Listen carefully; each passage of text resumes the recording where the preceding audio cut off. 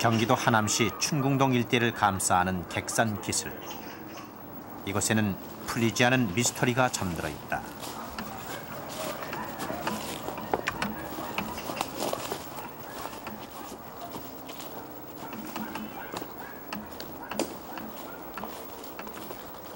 누가 언제 어떤 목적으로 이곳에 수백 개의 바위돌을 옮겨다 놓은 것일까?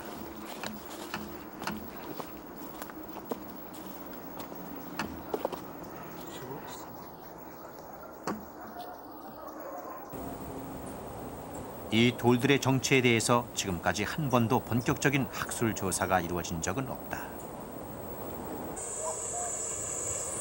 22m 57cm. 바위들은 모두 일정한 크기와 간격을 유지하고 있다. 자연 상태는 아니라는 증거다. 그리고 이 규모가 엄청나게 커요. 이렇게 큰 초석을 갖다가 난 보지 못했어요. 여기. 하남시 춘궁동 일대에서 발견되는 알 수 없는 유물과 유적들. 그것이 품고 있는 미스터리. 그 정체는 무엇인가?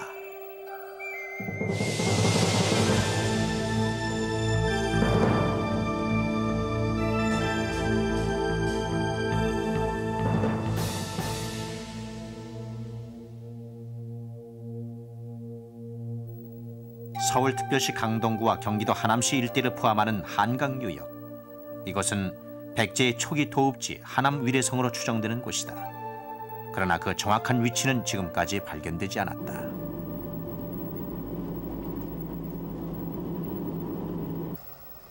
경기도 하남시 춘궁동 궁안마을.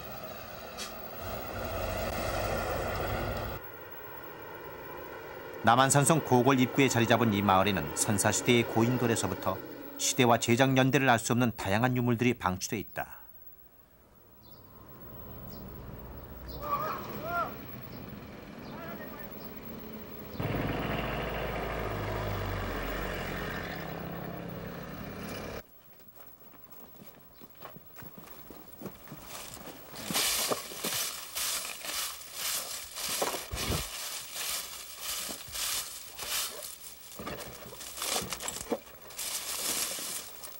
초석입니까? 네, 초석입니다. 위에 몰딩이 사각으로 이렇게 된 초석입니다. 2단으로 된 초석.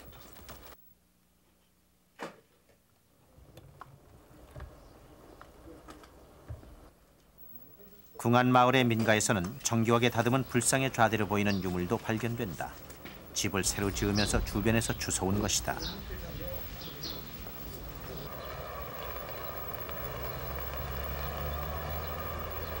이곳 춘궁동 일대에서 얼마나 손쉽게 유물을 구할 수 있는지 알려주는 단적인 사례가 있다. 1703년에 세워진 광주향교. 이 건물은 마치 이탈리아의 피사의 사탑처럼 해마다 약 5도씩 기울어지고 있다.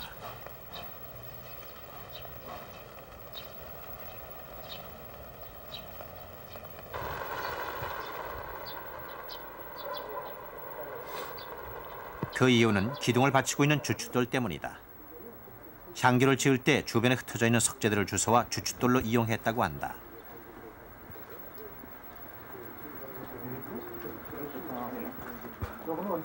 그런데 그 돌들이 삼국시대 이후 다양한 시기에 걸쳐 만들어져서 모양이 일정하지 않기 때문에 기둥이 기울어지고 있는 것이다. 이쪽은 탑석. 탑석. 네, 탑석. 탑에 끼는 돌이란 말이에요. 탑석. 이건 뭔데? 이것도 저쪽과 같은 몰딩이 들어있네요. 몰딩이 3단 몰딩. 2단, 3단입니까? 네, 3단.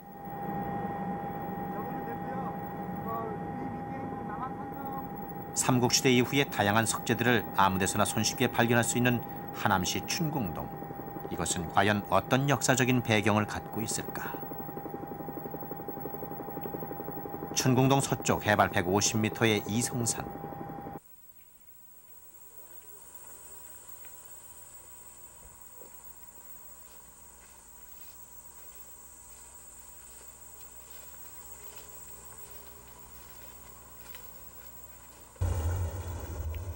이 산의 정상부에는 삼국시대에 쌓은 것으로 보이는 이성산성이 있다.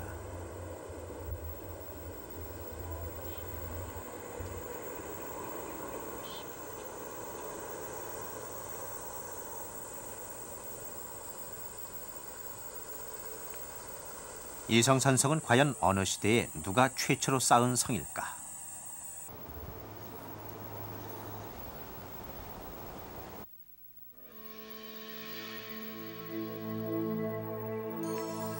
(1988년) 산성 안의 연못에서 삼국시대의 유물로 추정되는 소박한 모습의 목각 인형이 발견됐다.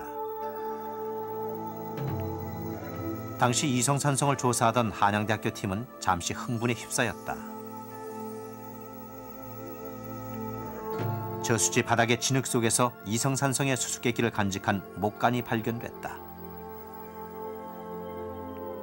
삼국시대의 종이 대신 사용하던 목간이 천년의 세월을 넘어 완벽한 형태로 발견된 것이다.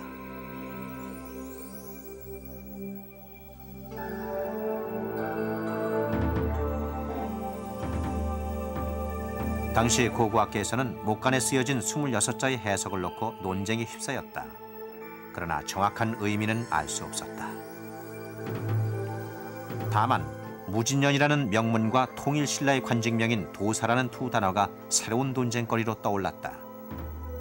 산성을 세운 시기와 주인을 가릴 수 있는 단서였던 것이다. 그 무진년을 갖고 한국 학자들하고 일본 학자들하고 크게 논란이 있었습니다. 한국 학자들은 663년으로 보인다. 왜냐하면 이 저수지에서 발견됐는데 이 저수지의 구조가 통일신라 시대식이다. 따라서 통일신라 시대식의 구조를 쌓은 사람들이 남겨놓은 무진년, 그러니까 664년이 좋을 것 같다. 그런데 일본 학자들이 다시 한번 여기 와서 보고 그 목간을 검사하더니 뭐라고 얘기했느냐. 603년일 가능성이 더 높다.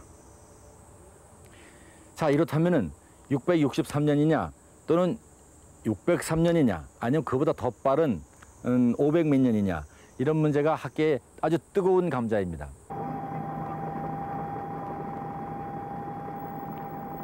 학계에서는 현재 목간의 기록을 근거로 일단 이성산성을 통일신라의 산성이라는 결론을 내려놓고 있다. 그런데 이곳에서 발견된 팔각, 구각 건물터는 여전히 풀리지 않는 미스터리로 남아있다.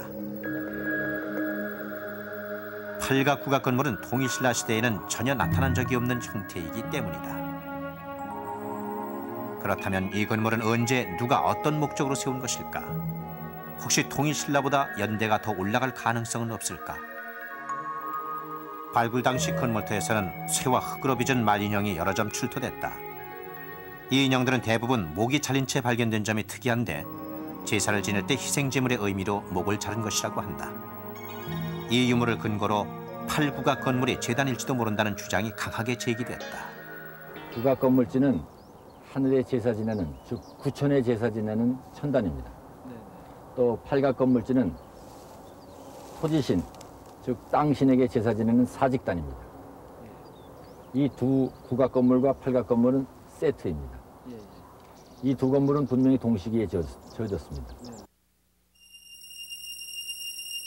이성산은 하남시 일대와 서울의 강동 지역 부근에서 가장 좋은 전략 요충지다. 신라는 이곳을 차지하고 교두보로 삼아 삼국 통일을 이룰 수 있었다. 그만큼 전략적으로 중요한 위치였다면 통일신라 이전 이 지역의 주인이었던 고구려와 백제도 이곳에 산성을 쌓고 건물을 세우지 않았을까. 통일신라에서는 발견된 적이 없는 팔각, 구각 건물은 그보다 앞선 시기에 세워진 건물은 아닐까. 우리는 통일신라의 건물과 구각 건물의 관계를 알아보기 위해 간단하게 두 건물을 영상으로 복원했다. 복원 결과 새로운 미스터리가 떠올랐다. 장방형과 구각 건물터의 지붕이 서로 포개지는 것이다.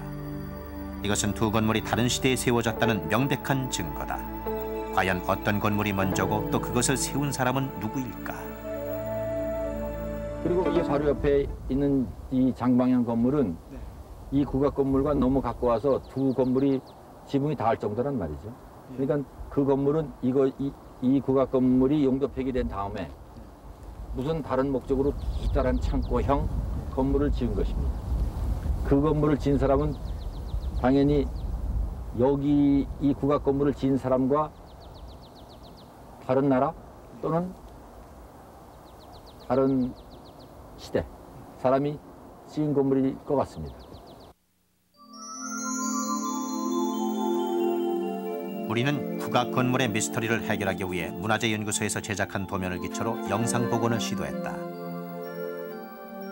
중앙의 초석을 중심으로 3개의 동심원을 이룬 초석들, 그 위에 기둥을 세운 결과 3층의 건물이 완성됐다. 한반도 안에서는 한 번도 발견된 적이 없는 형태의 건물이다. 재단으로 규명된 이 건물은 언제 누가 세운 것인가?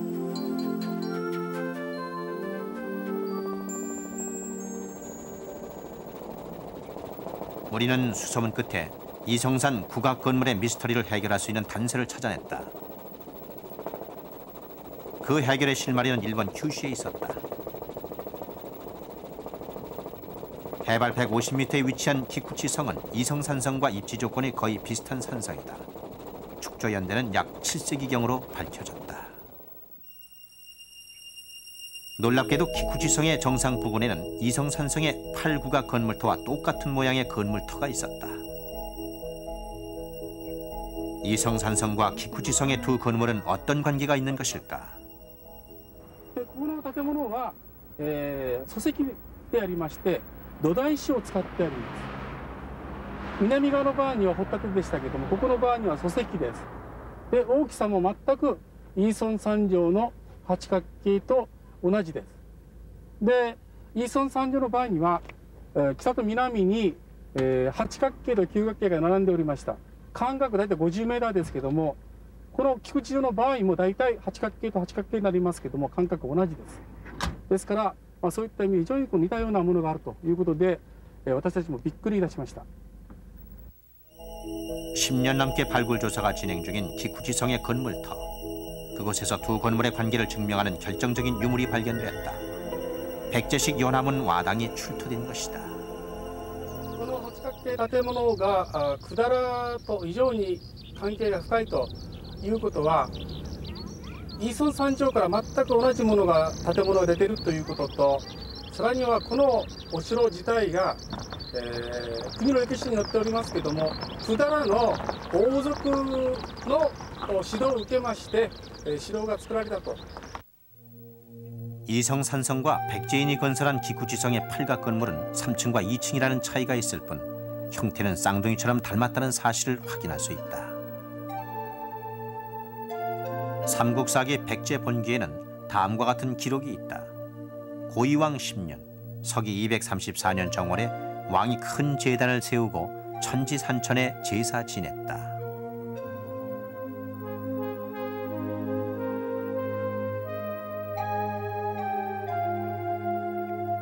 또 근초고왕 2년, 서기 347년 정월에 왕이 하늘과 땅에 제사 지냈다.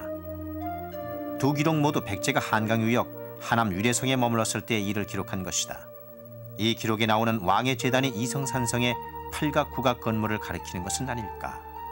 국악 건물에 와서 제사 지내는 사람이 누구였겠습니까? 하늘에 제사 지내는 사람은 왕입니다. 그 왕이 여기 와서 제사를 지냈다면 그 왕은 주변에 있는 많은 성들의 중심 인물일 수밖에 없습니다. 그래서 저는 여기 와서 제사를 지내던 그 제주는 백제의 어느 왕이 아닐까라고 지금 심정적으로 생각하고 있습니다. 그렇다면 백제 왕의 유적은 어디에 남아 있을까? 하남시에서 직선거리로 불과 5km 떨어진 서울 송파.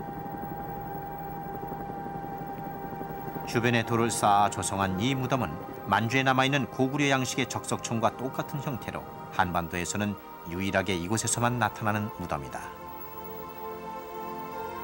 서기 374년에 세상을 떠난 백제 근초고왕의 무덤으로 추정되는 이 무덤은 한 변의 길이가 무려 50m로 만주 집안에 있는 길이 30m의 고구려 장군총보다 훨씬 큰 규모다.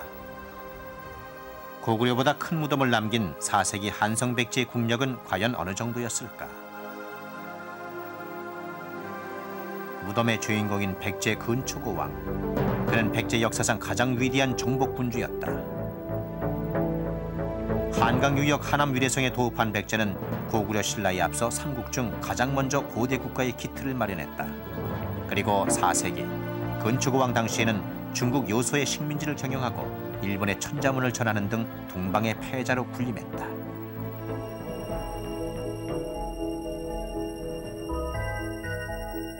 일본 나라의 이소나가미 신궁에는 당시 백제와 외의 관계를 알려주는 유물이 남아있다.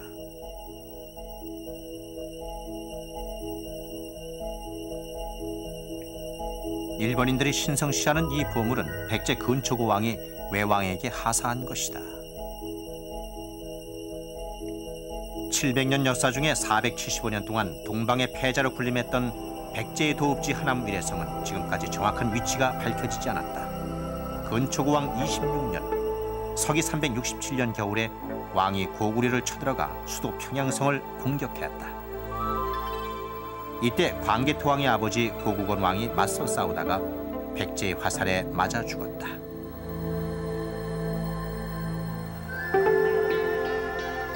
근초고 왕은 군대를 이끌고 돌아와 한산으로 도읍을 옮겼다. 삼국사기에 적혀있는 바로 이 귀절이 하남 위례성의 위치를 밝혀낼 실마리가 되지는 않을까. 온조왕 14년, 기원 5년에 백제의 시조 온조왕이 7월에 한산 아래에 이르러 목책을 세우고 위례성의 백성을 이주시켰다. 두 기사 모두 한산을 지목하고 있다. 이 밖에도 삼국사기에는 한산이라는 지명이 여러 차례 나온다.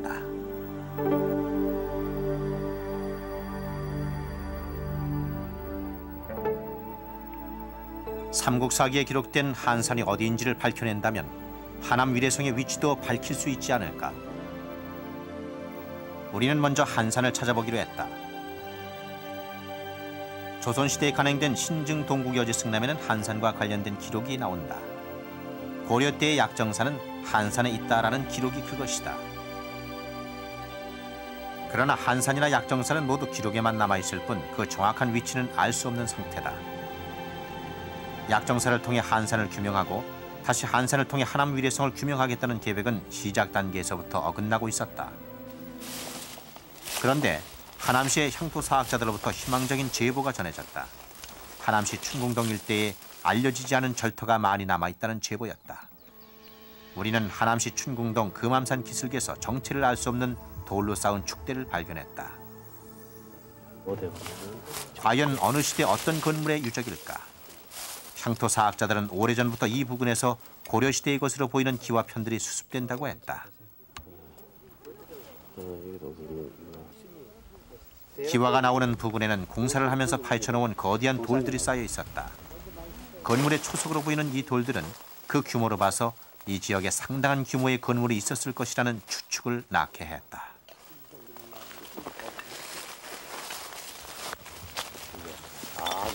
문양까지. 주변에서는 제작 연대를 알 수 없는 청자 조각들도 상당수 수습할 수 있었다.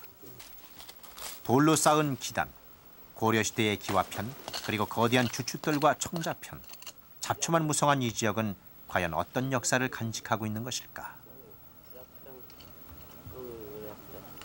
잠시 후 갑자기 향토사학자들이 술렁이기 시작했다. 약정?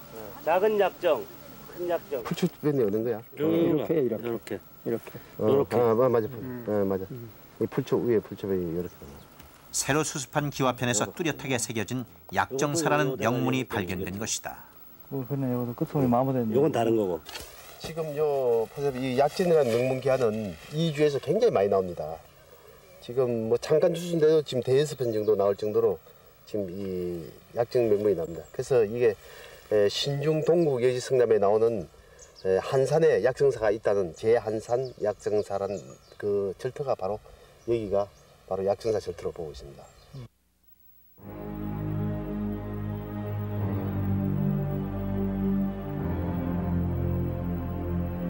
약정사란 명문 화당이 발견이 된 곳은 바로 고골과 인접한 금암산입니다. 이 금암산로는 바로 남한 산성과 연결이 되어 있는 것입니다. 따라서 이런 약정사의 명문 화당 발견은 고대 백제사를 연구하는 데 큰 도움이 되지 않나 생각이 됩니다. 이 지역에서는 약정사 명문 기와를 포함해 연대와 종류를 알 수 없는 여러 종류의 기와편들이 함께 발견됐다. 만약 이곳이 고려시대의 약정사 절터라면 남한산이 바로 한산이라는 결론이 가능해진다. 그렇다면 백제의 하남 위례성도 이 근처 어디가 아니었을까? 우리는 향토사학자들의 도움으로 뜻밖에도 잡초로 뒤덮인 폐허에서 약정사 명문 기와를 발견했다. 하남 위례성의 위치는 규명될 수 있을까? 우리는 약정사 명문 기와가 발견된 지역 외에도 하남시 춘궁동 일대에서 수많은 기와 조각이 발견된다는 제보를 직접 확인해 보기로 했다. 이곳은 춘궁동 서쪽, 일명 능너머라고 불리는 지역이다.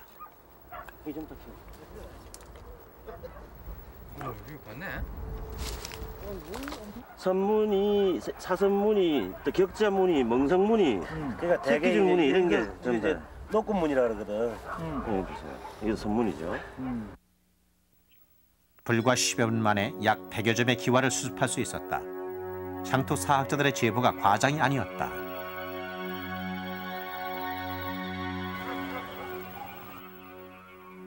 우리는 임의로 지정한 또 다른 지역을 찾아 나섰다. 이번엔 춘궁동 동쪽 계곡 부근이다. 농가에서 밭으로 개간한 지역이다. 10분 동안 시간을 정하고 얼마나 많은 기와 조각이 수습되는지 알아보기로 했다.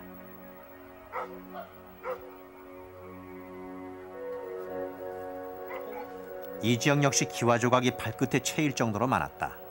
불과 10분 만에 다양한 무늬의 기와 조각 약 100여 점을 수습했다. 이것도 중요한데 이거는 완전히 정확하게 나타나네. 예, 아주 소송 온도가 낮으네요. 아까 저기 통계편 어디 갔지? 조금 남았습니다. 아니, 잠시만요. 하남시 춘궁동 일대를 탑사한 결과 이성산성과 능너머 건물지 부근 그리고 절토로 추정되는 객산과 금암산 기슭에서 많은 양의 기와 조각이 수습됐다.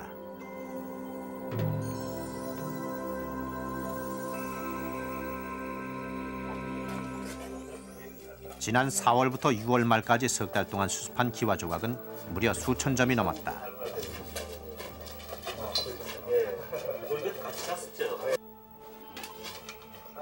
기와에 새겨진 무늬 또한 다양한 양식을 띠고 있었다. 그러나 우리의 능력으로는 이 기와 조각들이 과연 어떤 시대의 유물인지 알아낼 재간이 없었다.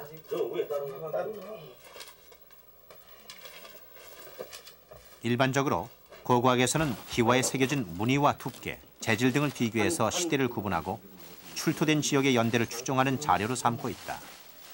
말하자면 유적의 연대를 알려주는 타임캡슐인 셈이다.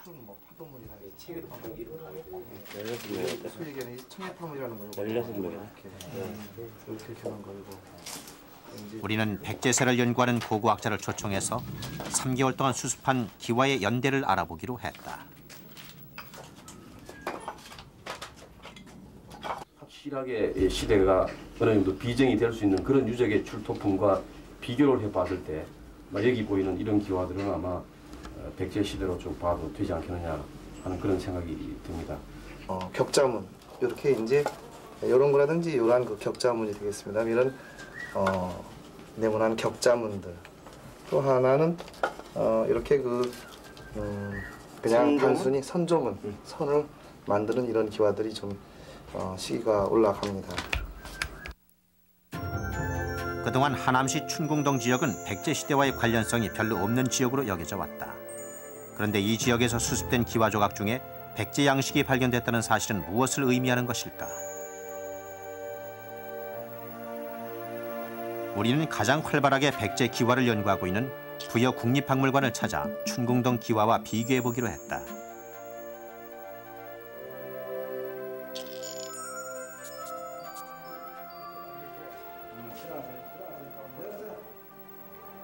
백제시 기와에서 나타나는 대표적인 무늬는 뇌목골의 격자문, 거친 선의 형태인 선조문, 새끼줄 무늬인 승문, 조금 커다란 뇌목골에 약간 기울어진 사격자문, 그리고 새끼줄을 꼬아 만든 멍석무늬인 승성문 등으로 구별된다. 그런데 그 중에서 가장 연대가 올라가는 것이 바로 승성문 기와다. 이제 이곳이 그 부여의 응살리에서 발견된 그러한 기와입니다만은 아까 보신 춘궁리 기와를 다시 한번 이것과 비교를 해보도록 하겠습니다. 보시다시피 이 기와와 이 기와는 이렇게 문양이 아주 흡사합니다. 거의 같은 문양이라고 볼 수가 있겠죠. 이런 그 부여에서 나오는 기와하고 상당히 비슷하기 때문에 백제의 가능성은 상당히 높다고 볼 수가 있습니다. 하남시 춘궁동에서 수습된 기와 중에서 백제 양식이 발견됐다는 것은 어떤 의미가 있을까? 단순히 그 지역이 백제의 영역이었다는 사실만을 확인하는 것일까?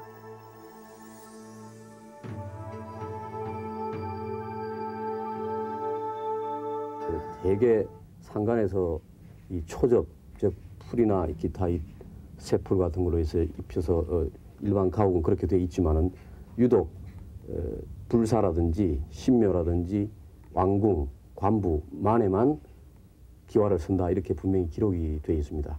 그러한 사실로 미루어 본다면은 이 동시대 백제에 있었어도 기와를 쓴다는 것, 기와를 입힌 건물이라는 것은 그 위상이 대단히 높은 건물인 것을 알 수가 있습니다. 우리는 비교적 훼손이 적었던 1967년에 하남시 춘궁동 일대를 촬영한 항공사진을 입수했다. 그리고 혹시 있을지도 모르는 백제시대 건물의 흔적을 더듬어 나갔다. 놀랍게도 우리는 네모꼴로 선명하게 드러난 어떤 지점을 확인할 수 있었다.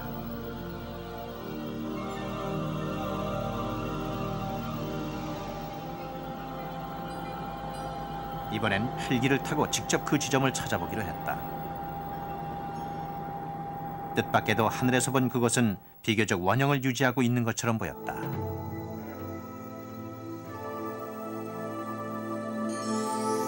항공사진을 통해 확인한 곳은 하남시 춘궁동 맞은편의 교산동 일대였다.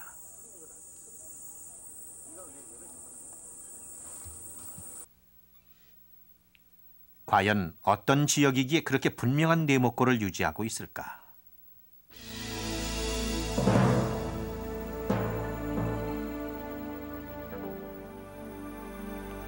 숲속으로 들어갔을 때 가장 먼저 눈에 들어온 것은 군데군데 놓여진 커다란 바위였다. 놀랍게도 자연석처럼 보였던 바위는 모두 직경 1m 정도로 똑같은 크기였다. 1m. 1m.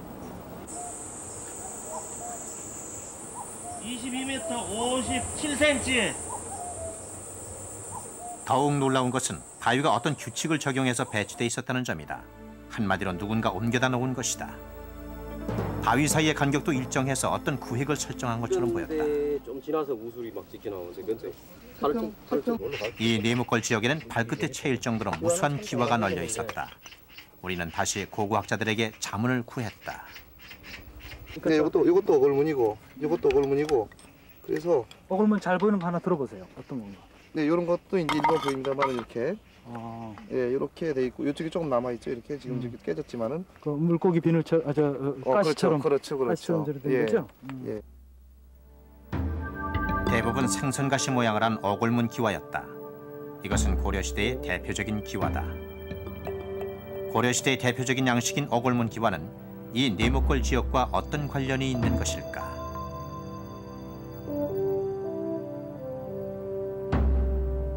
현장에 와서 본 느낌은 대단히 인상적이었습니다.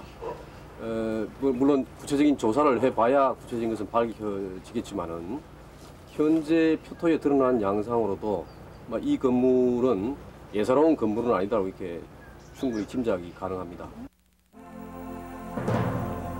우리는 1996년 세종대학교 박물관에서 조사한 결과를 통해 좀 더 분명하게 이 지역의 성격을 규명해 보기로 했다. 세종대학교의 보고에 의하면 네모꼴 지역에서 발견된 바위들은 어떤 건물의 초석임이 밝혀졌다.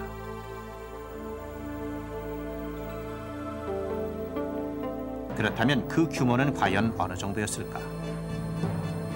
이 건물터는 세 채의 건물이 디귿자 형태로 배치돼 있었던 것으로 밝혀졌다.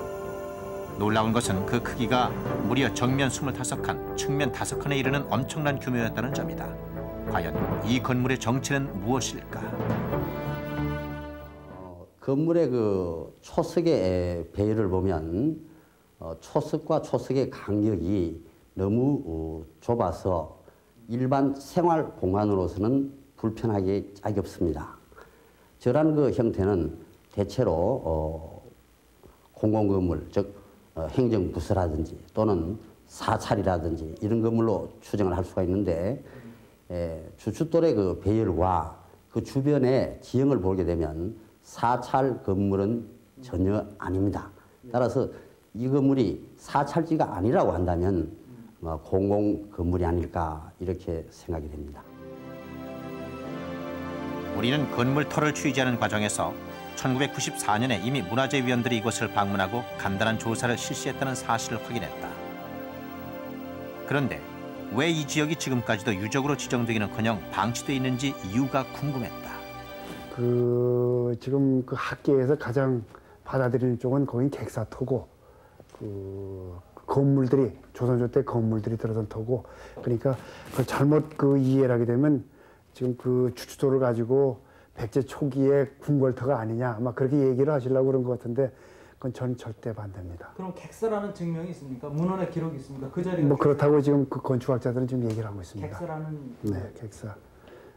우리가 기록이 명백하게 객사가 있었다 그러면은 그 얘기도 안 하는 거죠. 여기 객사 아니냐 그러고 끝나는 건데 이게 없다 보니까 어느 위치에 있었는지도 모르다 보니까 가능성만 이유로 봐서 이게 남아있는 초석열이나 건물 배치 상태로 봐가지고는 조사하지 않고는 모르지만 현재의 외형상으로 이렇게 노출되어 있는 이런 초석열이나 분위기로 봐서 객사 건물 터일 가능성이 있다는 그런 얘기지. 문화재위원들은 이곳을 조선시대 광주 객사터라고 했다. 그렇다면 고려시대의 기와는 어떻게 설명할 수 있을까? 이 건물의 규모상이나 그리고 이 지역의 어떤 역사적인 그런 배경이나 이러한 점들로 보아서 아마도 중요한 신라의 한산주가 됐든 아니면 고려시대의 어떤 그런 그 지방 대개 이 광주부가 되겠습니다만은 그것이 됐든 그러한 치성이 아닌가. 현재까지 이와 같은 치성이 조사된 예는 적어도 통일신라와 고려시대의 경우는 없습니다. 그런 의미에서도 충분한 보존 가치와 더불어서 정밀한 조사의 필요성이 요구됩니다. 또 만에 하나 하청에서 백제와 관련된 유구가 확인될 경우에는 더더욱 말할 수 없이 중요한 유적이 되겠습니다. 수목원이 조성이 되어 있습니다. 1996년 이 지역을 지표조사한 세종대학교 박물관은 우리에게 한 가지 흥미로운 자료를 제공했다. 땅 주인이 나무를 옮겨 심기 위해 중장비로 파헤친 자리에서 직경 1.6m가 넘는 거대한 초석 받침이 나타난 것이다. 적신석이 틀림없었습니다.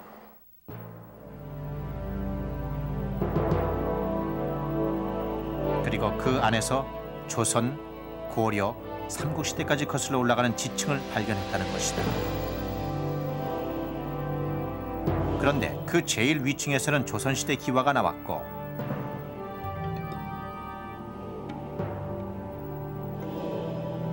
중간층에서는 최소한 고려시대로 거슬러 올라가는 기와가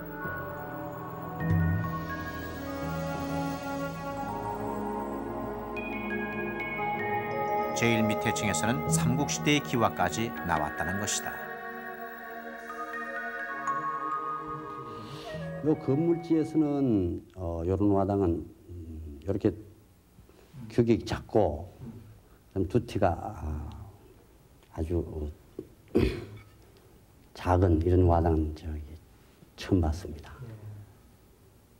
무늬가 이제 세로로 나 있습니다. 긴 줄로 해서 선조문이라고 볼 수가 있는데, 근데 중간에 여기 이 부분에 한 그 횡선이 가고 있습니다. 이렇게 횡선이 가고 있고 앞에 문양도 고려 때하고는 사뭇 다른 그런 그 문양을 하고 있습니다. 다만 중간에 횡선 돌아가는 것은 시기적인 약간의 그 후행성은 있습니다만은 고려 이전만큼은 분명한 그런 기와라고 볼 수가 있습니다.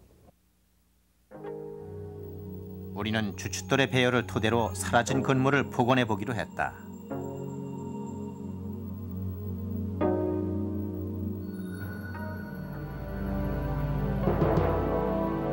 이 건물은 조선시대 광주 객사. 고려와 통일신라의 간첩 또는 그 이전 시기의 건물일 가능성을 두고 여전히 미스터리로 남아있다. 그러나 분명한 점은 지금까지 단 한 번도 본격적인 학술 조사가 이루어진 적이 없다는 사실이다.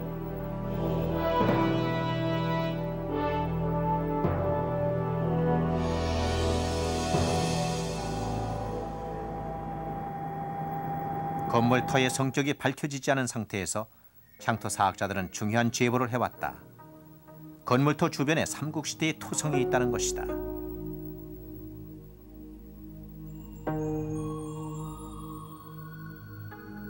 그들은 이 토성이 길이 1.5km, 높이 7, 8m로 객산 능선까지 이어진다고 했다. 거기서부터 시작을 해가지고 여기 객산 꼭대기까지 연결이 됐죠. 근데 이제 부분적으로 중간중간에 가서 이제 끈 그 자연 토성 그대로 남아 있고 나머진 데는 인위적으로 부분적으로 싼 부분이 보이고 그러죠. 그럼 몇 킬로미터 정도? 여기서 아마 한 1.5km 정도 거리가 된다고 봐야죠. 키로상으로. 그래야 부족하. 그러니까 제 생각에 우리는 이 지역에 대한 조사 보고가 전혀 없는 상황에서 1930년대에 일본인이 기록한 글을 입수할 수 있었다.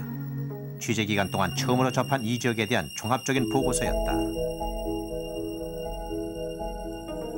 객산 설록에는 왕궁의 성벽이라고 생각되는 토위가 지금도 확연히 남아있다. 이 고도의 성벽이라고 생각되는 토위가 지금도 완연히 남아있고 높은 곳에서 보면 직접 확인할 수 있다.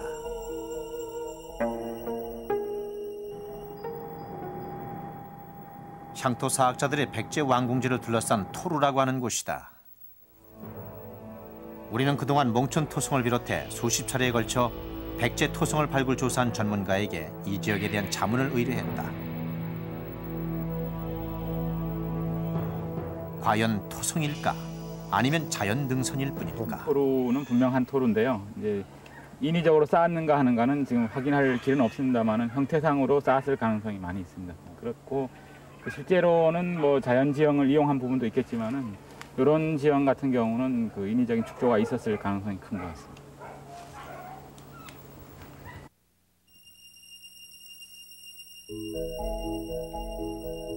토루는 객산 정상을 향해 이어지고 있었다.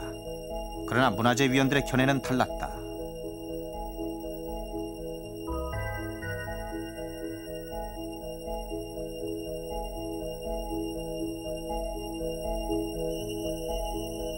올라가면은 그 뭔가 뭐 자른 것처럼 해서 이렇게 뭐 길내놓고 한 것도 그게 자연이지 토성을 판촉을 했다니 그런 게 안 나오니까 이것도 그럴 가능성이 없다.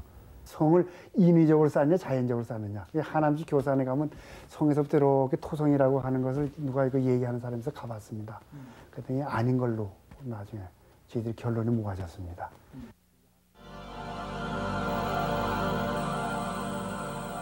우리는 향토 사학자들의 주장대로 1.5km가량 이어졌다는 객산 능선을 답사해보기로 했다. 이번 답사에는 서울대 지리학과 팀이 자문을 위해 참가했다. 토성은 얼핏 봐서는 자연 지형과 구별이 안 된다. 따라서 발굴을 해봐야만 여부를 확인할 수 있다. 취재팀은 발굴 조사를 할 수 없기 때문에 지질학자에게 의뢰하기로 한 것이다. 훨씬 더 넓게 될 거고, 그리고 통로가 이렇게 커브를 돌고 있다든가 하는 것들은 근데 하나 이 골짜기 와보면 여기 하천이 흐르지도 않았는데 이렇게 깊숙하게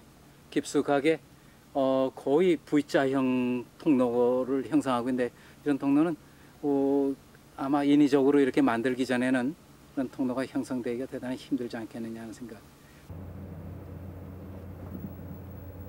건물터 동쪽 객산 능선의 세밋골. 이 길은 건물터로 바로 연결되는 길목이다. 서울대 지리학과의 답사 결과 쌓아서 만든 인공적인 구조물일 가능성이 높다는 의견이 제기됐다. 우리는 다시 서울대 박물관에 자문을 의뢰했다. 그런데 쉽게 결론이 나지 않았다. 국내에서는 한 번도 발견된 적이 없는 구조물이기 때문에 추가 연구가 있어야 한다는 것이다. 국내에는 존재조차 알려진 적이 없는 구조물. 과연 어떻게 확인할 수 있을까?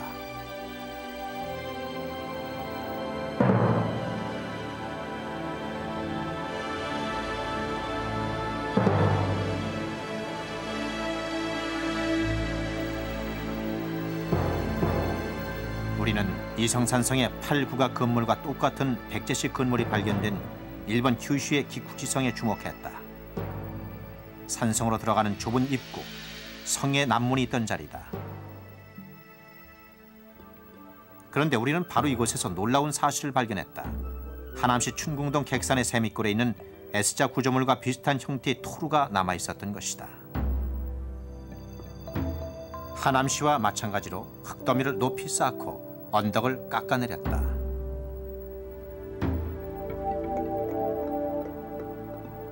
ここの横にですね、高い場所がありますが、これがですね、土塁の跡です。で、土塁はもう一部崩壊しておりますけども、かつてはですね、この門の周りにずっと土塁があったわけです。で、土塁の横のこのくぼ地はですね、菊池城に入る道です。で、これは昔のままの状態になっています。 성문을 통과한 적이 직접 성 안으로 들어가지 못하게 장애물인 토루를 쌓고 길을 S자 형태로 구부러뜨린 미로 형태의 방어 시설이다. 하남시 동쪽에서 건물터로 넘어가는 최단 거리에 위치한 세밋골. 이곳에서 발견된 S자 형태의 구조물은 일본 큐슈의 기쿠지성에서처럼 적을 방어하기 위한 시설이었던 것이다.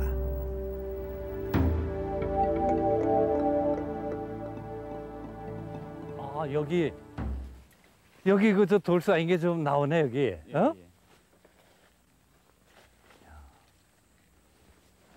근데 여기 보니까는 여기 저 밑에 한 6m 아래 저기 길이 쭉 나가는 게 쭉 있고 그 위에 이제 한 6m, 7m 정도 높이 위에다 이게 흙을 쌓아가지고 이렇게 언덕처럼 된 게 쭉 계속이 되는데 그 언덕 위에 이와 같이 이 돌을 갖다가 말이지 쭉 깔아가지고서 넓은 범위는 한 2m 정도 되네 여기. 한 2m 정도. 그래가지고 이거 쭉 계속되는 거 보니까는 이 문지로 나가는데. 그래가지고서 저걸 그 외적들이 접근하는 것을 이 위에서 방지할 수 있는 이러한 시설로 보이는데 이게 여태까지 우리 산성을 얼마나 많이 발굴 조사를 했어요.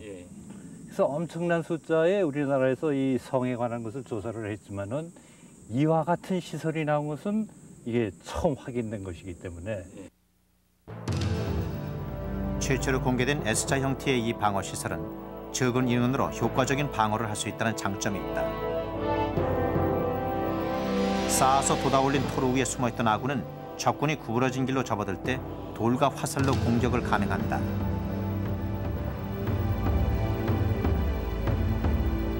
일차로 저지선을 통과한 적군이라도 아군은 다시 S자 형태의 2차 토루에서 공격하게 되는 것이다.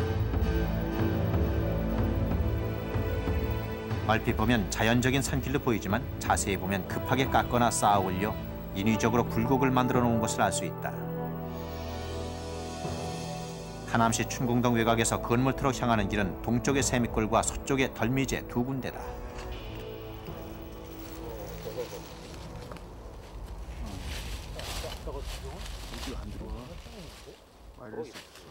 군이 들어오면서 수비군을 볼 수가 없고 어느 정도 높았으리라고 보십니까? 현재보다 1m 이상 높았을 거예요. 이거보다 더? 네.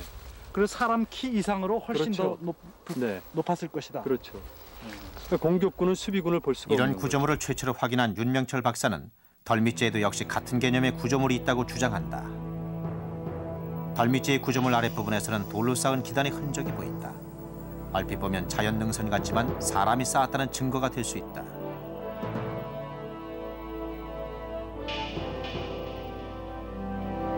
덜미제의 구조물 역시 세밋골과 방어 개념은 같다. 토로 위에서 구부러진 좁은 길에 갇힌 적을 공격하는 방식이다.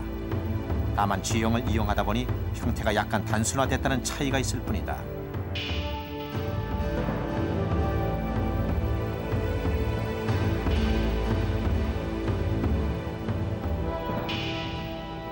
건물터 주변의 통로에서는 토성 형태의 방어 시설들이 발견됐다. 그렇다면 남한산으로 이어진 능선상에는 어떤 방어 시설들이 있었을까? 객산에서 남한산으로 이어지는 능선 위에는 지금까지 확인되지 않은 채 다만 향토 사학자들에 의해 토성이라고 주장되어 온 구조물을 발견할 수 있다. 예. 지금 지형으로 봐서는요, 이게 인위적으로 축조를 했다고 보기보다는 오히려 삭토를 해가지고 경사를 급하게 유지한 그런 지형 같습니다. 그래서 바깥쪽은 실제 경사보다 훨씬 급한 경사를 유지하고요, 안쪽은 자연 경사를 그대로 유지를 한 그런 지형인 것 같습니다. 아마도 삭토식 성벽이 아닌가 뭐 그렇게 생각이 되는데. 능선을 따라 계속 이어지는 토성. 누가 언제 무슨 목적으로 이런 토성을 쌓았을까? 이게 좀 이렇게 또 후에 이렇게 다니고 그래가지고 좀 그렇게 돼. 요런 시설물을 일부러 보는데 이것이 저 산 정상부에서부터 쭉 계속돼가지고 저 밑에 하단부까지 계속되는 거 보면 이것을 중심으로 해가지고서 하나의 그 방어 선상의 하나의 한 선을 구획한 것이 아닌가 그렇게 생각이 되는데.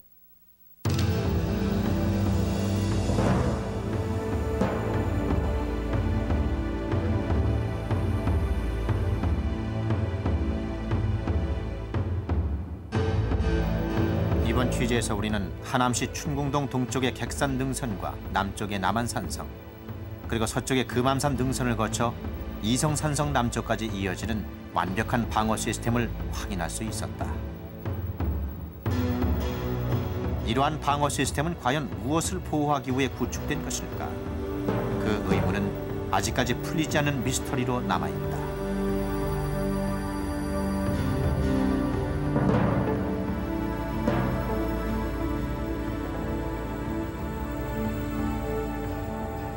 취재팀은 하남시 춘궁동 부근의 산성을 취재하면서 매우 흥미로운 사실 2가지를 발견했다. 남한산 정상 부근으로 접근하면서 객산의 세미골과 금암산의 덜미째에서 확인했던 토루 형식의 방어시설과 똑같은 구조물을 약 10군데 이상 새롭게 발견한 것이다.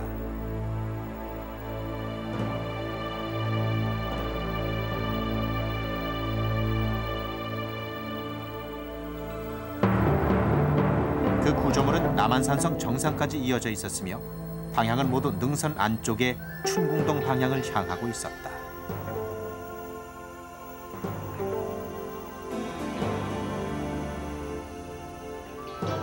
두 번째 중요한 발견은 남한산성에서 토성의 흔적을 확인한 것이다. 남한산성은 흔히 조선시대에 쌓은 석성으로만 알려져 있었다. 그러나 향토사학자들은 오래전부터 이 성이 이미 삼국시대부터 산성으로 사용됐으며 본래 토성이 있던 자리에 석성을 더 쌓은 것이라고 주장해왔다. 실제로 일부 지역에서는 석성 안쪽에서 토성이 발견되기도 했다.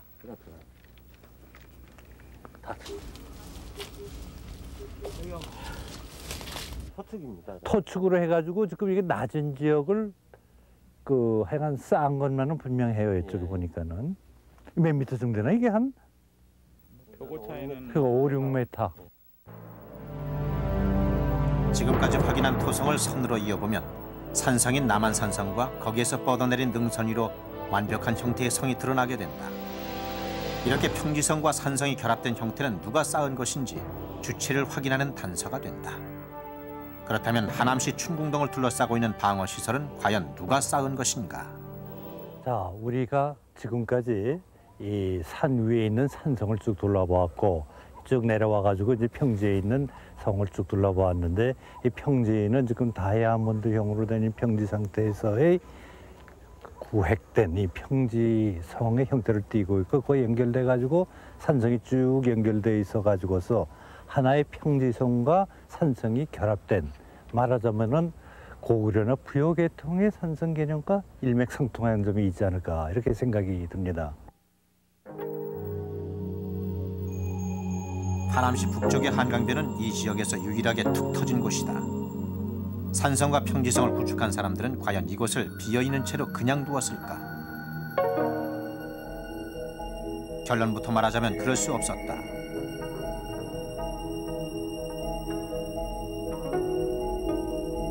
하남시에서 멀지 않은 곳에 서울의 강동 지역과 하남시를 제압할 수 있는 곳에 고구려의 최전방이었던 아차산성이 있다.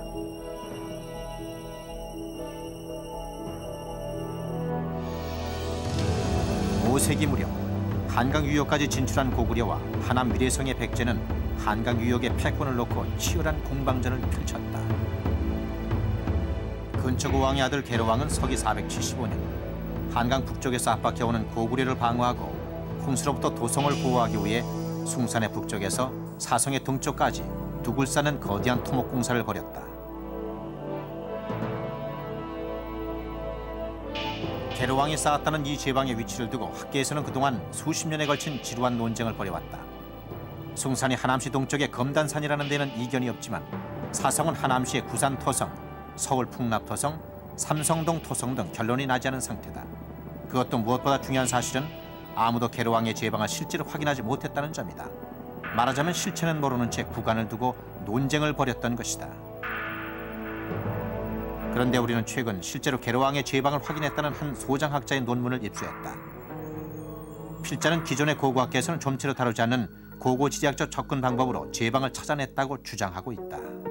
1967년도에 미군이 찍은 항공사진이 있습니다. 근데 저희가 그 항공사진을 자주 이용을 하는 까닭은 아직 개발이 안 된 상태에서 원지형이 많이 남아 있기 때문입니다. 근데 그 항공사진을 참고로 해서 보면은 그 제방 형태가 보입니다. 그리고 창우리 쪽 가까이에 또 토로 형태의 성곽도 보입니다. 우리는 1967년에 촬영한 하남시 항공사진에 다시 주목했다. 먼저 검단산 북쪽의 토성으로 여겨지는 흔적이 조금 남아있는 것으로 보였다. 그리고 잠시 평지가 이어지다가 집들이 밀집해 있는 언덕이 나타난다. 지금은 하남시 아파트촌으로 변한 곳이다. 그 언덕은 잠시 끊어졌다가 다시 일자형의 마을로 이어지고 있다. 박혜욱 박사는 강가의 평지 지형에 드문드문 나타나는 언덕을 백제 계로왕의 제방으로 확신하고 있다. 이 보라색 꺼진 이 구간을 조사를 해보면은 이러한 지형이 보이는데 이 넓이가 폭이 약 80m에 이르는 넓은 제방의 형태가 박혜욱 박사가 제방이라고 주장하는 지역은 낮은 평야지대에 높이 7, 8m의 구릉으로 이루어져 있고 그 위에는 마을이 형성돼 있었다.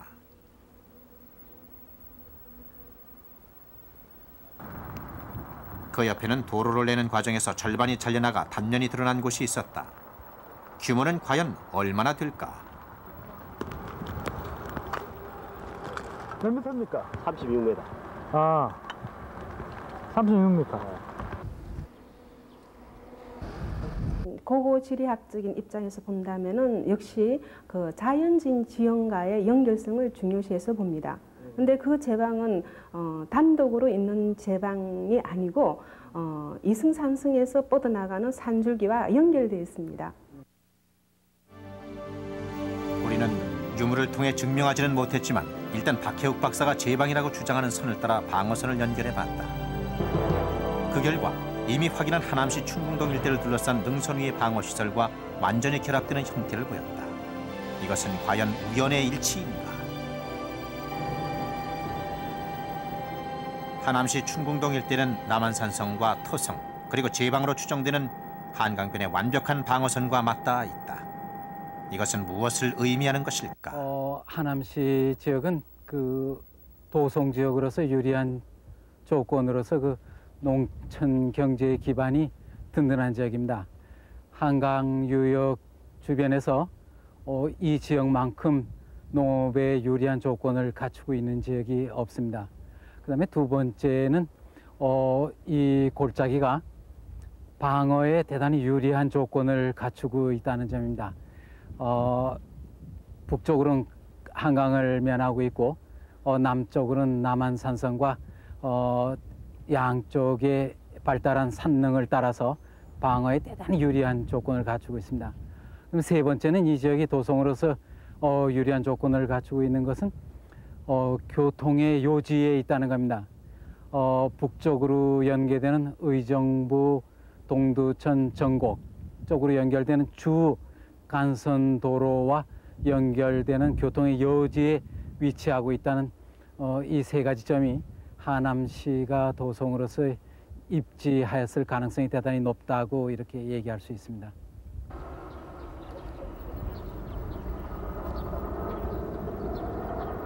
하남시 춘궁동 일대에서는 어디랄 것도 없이 다양한 시대의 다양한 문화 유적을 만날 수 있다. 아무렇게나 찾은 민가의 쓰레기 더미에서도 수많은 초석들을 발견할 수 있을 정도다. 물짝이니까. 보고 있습니다. 우리는 향토 사학자들의 안내로 고려시대의 절터라고 주장되는 지역을 찾았다.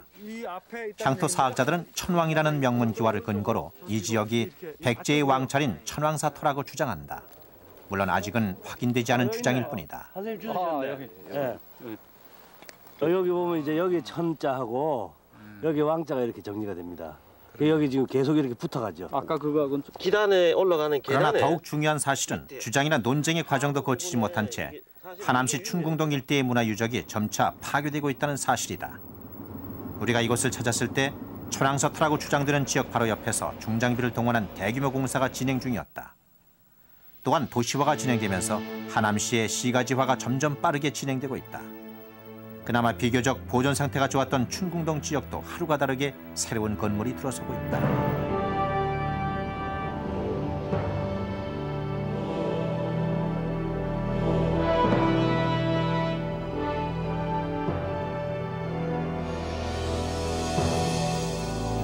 지난 2월부터 7월 말까지 이 지역 향토 사학자들의 모임인 백제문화연구회의 도움을 받아 답사한 하남시 춘궁동 일대의 문화유적은 어림잡아도 20여 군데가 넘는다. 그런데 그중에서 현재 문화재로 지정돼 보호를 받고 있는 곳은 단 한 군데도 없었다. 이 하남시 이 춘궁리 일대는 우리나라 고대사를 밝히는 데 있어서 아주 중요한 유적들이 많이 있고, 그 중에서는 이 그때의 건물터를 표시하는 그런 치트돌이라든가 또 당시의 생활의 일면을 알려주는 그러한 톡이라든가 여러 가지 도구들이 산재되어 있는데, 이러한 것들을 하나하나 구명해야 할 우리 학계로서는 아직까지 정식적인 학술 발굴 조사를 통해서 무엇을 밝혀낸 바도 없고, 또 정부로서는 이 중요한 문화재를 하나의 문화재 보호 차원에서 이것을 보존하려고 하는 노력도 결핍된 상황에서 여기저기 도로가 건설되고 상수도가 들어서고, 그다음에 식당이나 또는 그 토종 딱집들이 들어서 가지고서 하루하루 이 부서지는 것을 보니까는 대단히 서글픈 마음이 듭니다.